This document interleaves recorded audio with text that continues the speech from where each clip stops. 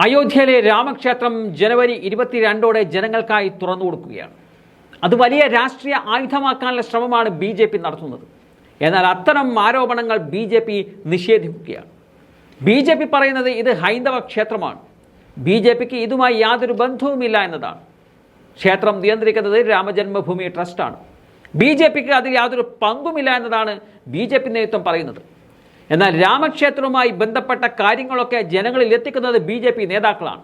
മാത്രമല്ല മറ്റൊരു വലിയ നീക്കത്തിന് ഒരുങ്ങുകയാണ് BJP. അയോധ്യയിലെ രാമക്ഷേത്ര ഉദ്ഘാടനത്തിന് ശേഷം ഭാരതീയ ജനതാ പാർട്ടി പ്രത്യേക ദർശന പ്രചരണം നടത്താൻ ഒരുങ്ങുകയാണ്. ജനുവരി 24 മുതൽ 3 മാസത്തേക്കാണ് ക്യാമ്പയിൻ.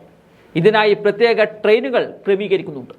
2024 ലോക്സഭാ തെരഞ്ഞെടുപ്പിന് മുമ്പ് വിശ്വാസികളായ വോട്ടർമാരെ വശീകരിക്കുന്നതുമായി ബന്ധപ്പെട്ടാണ് BJPയുടെ ഈ ശ്രമം എന്നതാണ് വിലയിരുത്തപ്പെടുന്നത്.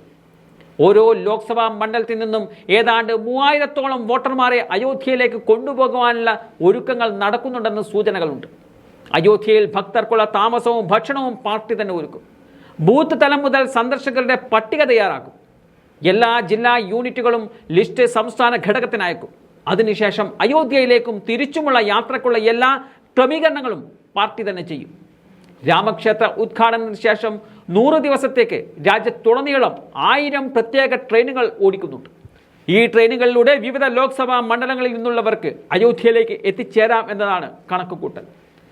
500 വർഷം കൊണ്ട് ആർക്കും ചെയ്യാൻ കഴിയാത്ത കാര്യമാണ് തങ്ങളുടെ പാർട്ടി ചെയ്തതെന്ന് പൊതുജനങ്ങളോട് പറയാനാണ് ഇതുവഴി BJP ലക്ഷ്യം വെക്കുന്നത്.